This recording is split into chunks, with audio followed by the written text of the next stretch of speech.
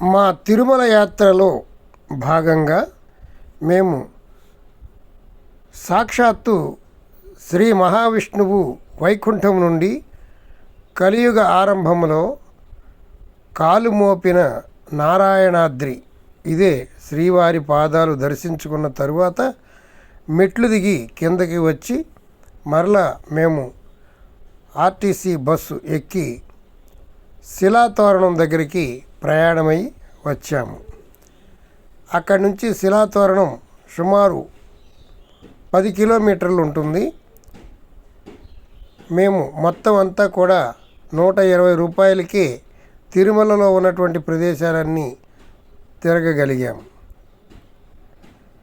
ఇదే శ్రీవారి మెట్లు, శ్రీవారి పాదాలు మెట్లు దిగి కిందకి వచ్చాము. ఇప్పుడు మాకు బస్సు వస్తుంది. ఆ బస్సు ఎక్కి శిలాతోరణం చేరుకుంటాం. శిలాతోరణం అంటే ఒక పెద్ద రాయి తోరణంలాగా ఉంటుంది. ఇవి చాలా అరుదైనటువంటి దృశ్యాలు. ప్రపంచంలో 3 ఉన్నాయని చెప్తున్నారు. అందులో మన తిరుమల క్షేత్రంలో ఒక శిలాతోరణం ఉంది.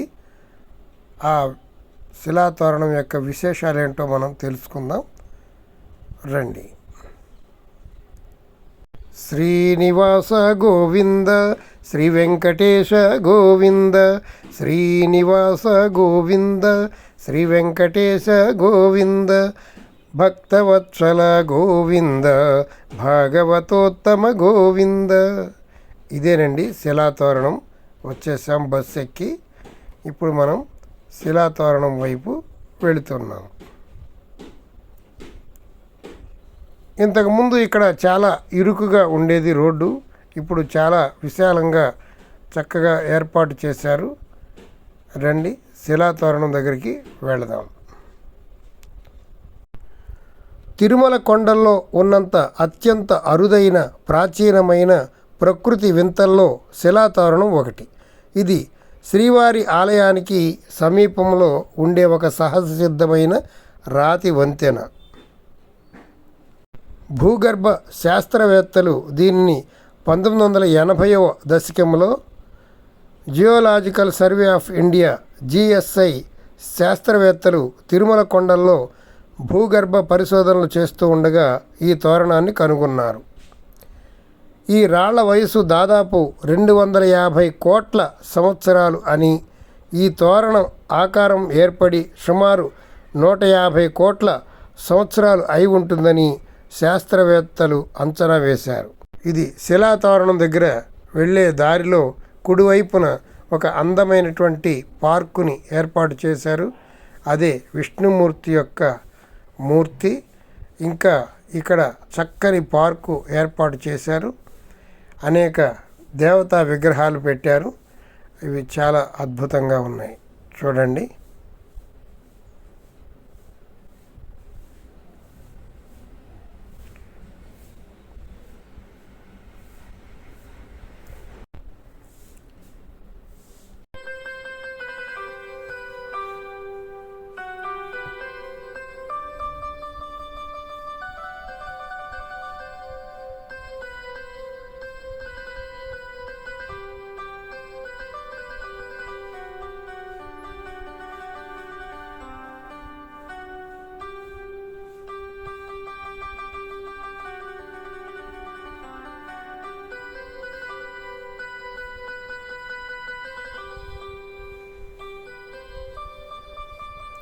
ఇదే అపూర్వ శిలాతోరణం. ఇక్కడ ఇత్తడి రేకు మీద దాని యొక్క చరిత్ర చెక్కడం జరిగింది. రండి వెళదాం.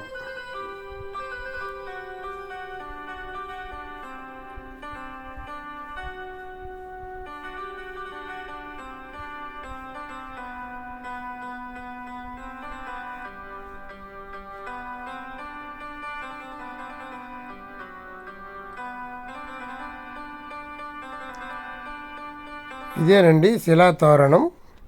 ఈ శిలాతోరణం వయస్సు దాదాపు 250 కోట్ల సంవత్సరాలు అని అంచనా వేశారు. ఇది తోరణంగా ఏర్పడి 150 కోట్ల సంవత్సరాలు అయి ఉంటుందని శాస్త్రవేత్తలు అంచనా వేశారు. అది మనం నమ్మశక్యం కానటువంటిది. అన్ని కోట్ల సంవత్సరాల క్రితమే ఈ తిరుమల ఏర్పడినట్లుగా దాని యొక్క ఆధారాలు మనకు తెలుస్తున్నాయి. అక్కడే చిన్న నెమలిని కూడా ఉంచారు. ఈ శిలాతోరణం ఎలా ఏర్పడిందో తర్వాత తెలుసుకుందాం. ఇప్పుడు దారిలో ఉన్నటువంటి విశేషాలు చూస్తూ వెళదాం. ఇక్కడే చక్రతీర్థం అనేటువంటిది ఉందండి. చక్రతీర్థానికి వెళ్ళేటువంటి దారిలో అన్ని కొట్లు ఉంటాయి.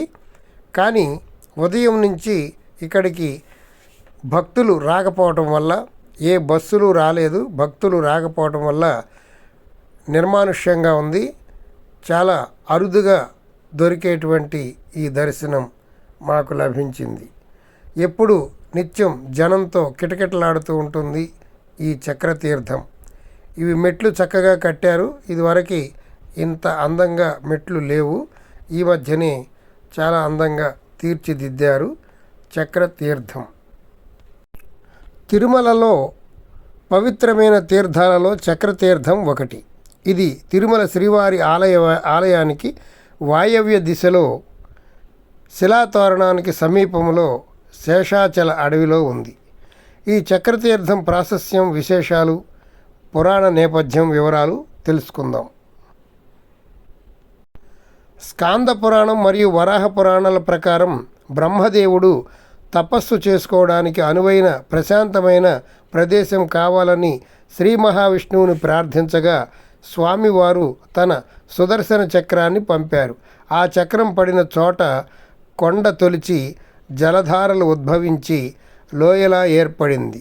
అందువల్ల దీనికి చక్రతీర్థం అని పేరు వచ్చింది.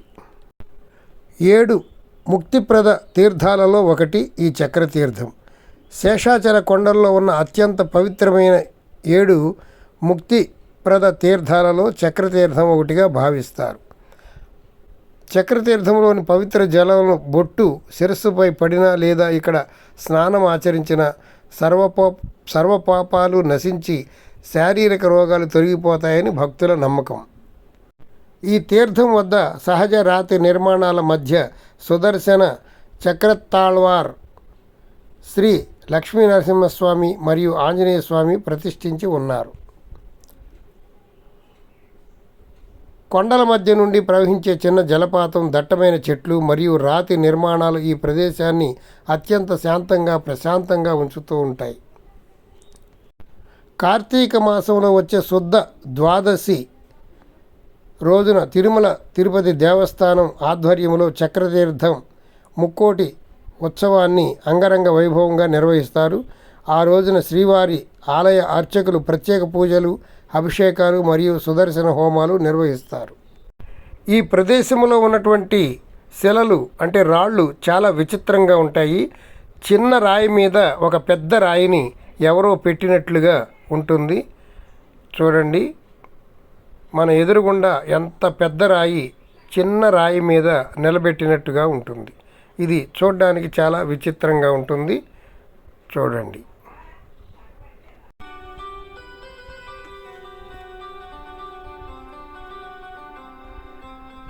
ఇది చూడండి, చిన్న రాయి మీద ఒక పెద్ద రాయిని నిలబెట్టినట్లుగా ఉంది. చూడండి, ఎంతో విచిత్రంగా ఉంది కదా. కొంచెం లోనికి వెళితే మనకి శ్రీ మహావిష్ణువు యొక్క స్వయంభూ చక్రం మనకి కనబడుతూ ఉంటుంది. వెళదాం రండి.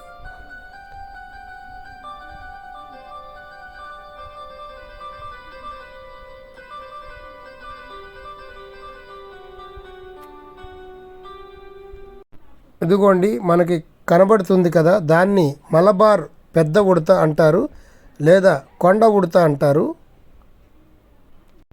ఇది మహారాష్ట్ర రాష్ట్ర అధికారపు జంతువు. స్థానికంగా దీనిని శేఖరు అని పిలుస్తారు. చాలా బాగుంది కదా. ఈ వీడియో మీకు బాగా నచ్చిందని భావిస్తున్నాను. ఒక లైక్ చేయండి, మీ బంధువులకు షేర్ చేయండి. Thank you. ఇది కొండ ఉడత మాతో కొంతసేపు ఆటలాడింది, దగ్గరకు వచ్చింది, చేతి దగ్గరికి వచ్చింది. ఇచ్చినటువంటి కొబ్బరి చిప్ప పడిపోకుండా చెట్టు మీద పెట్టుకుని జాగ్రత్తగా తింటూ ఉంది. దాన్ని చూచినంతసేపు మాకు ఎంతో ఆనందం వేసింది. కొద్దిసేపు ఆటలాడుకున్నాం. దీంతో మల్బార్ ఉడత, కొండ ఉడత చాలా బాగుంది కదా.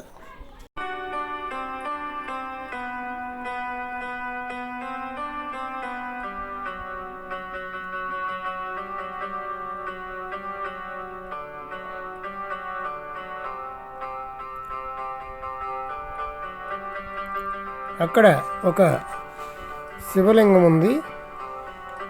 ఎప్పుడు వెళ్ళినా ఈ ప్రదేశంలో అనేక మంది జనంతో కిక్కిరిసి ఉంటుంది. ఈ రోజున మా అదృష్టం ఎవ్వరూ లేకపోవటం, మనస్ఫూర్తిగా ఆ భగవంతునికి దర్శనం చేసుకున్నాం. ఇదేనండి ఆ విష్ణుమూర్తి స్వయంగా వేసినటువంటి చక్రం ఇక్కడికి స్వయంభూగా వెలిసింది. ఇక్కడే ఈ క్షేత్ర పాలకుడైనటువంటి పరమేశ్వరునికి మనసారా పూజ చేసేటువంటి అవకాశం మాకు దక్కింది. చూడండి.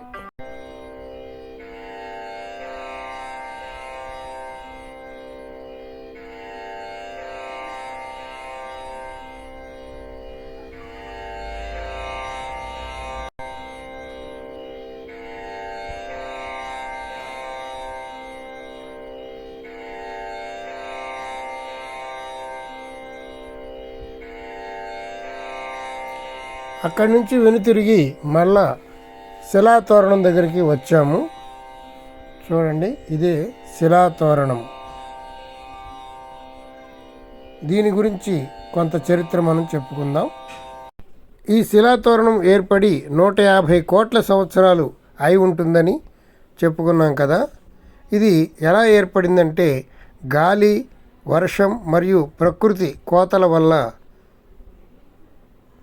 క్వార్ట్జైడ్ రాళ్ల మధ్య ఈ సహజ సిద్ధమైన వంతెన లాంటి ఆకారం ఏర్పడిందని చెప్తున్నారు. ప్రపంచంలో ఇలాంటి సహజ తోరణాలు కేవలం 3 చోట్ల ఉన్నాయి. అమెరికాలోని యూటా రెయిన్బో ఆర్చ్ ఉంది. అలాగే ఇంగ్లాండ్లో మరియు మన భారతదేశంలో తిరుమలలో మాత్రమే ఉన్నవి. అందుకే దీనిని జియో హెరిటేజ్ స్మారక చిహ్నంగా గుర్తించారు. Thank you.